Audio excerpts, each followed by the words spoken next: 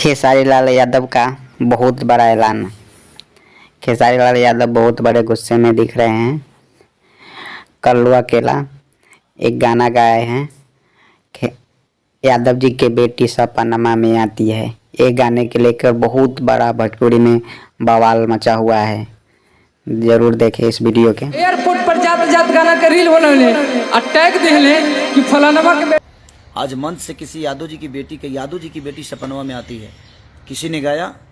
अब प्रतिक्रिया कहाँ गई आप सबकी? नहीं बोलेंगे ना आप, क्योंकि आप सबको तो खेसारी से मतलब है, आप लोगों को सिर्फ खेसारी से मतलब है, लेकिन हमें आप सबसे मतलब ही नहीं है।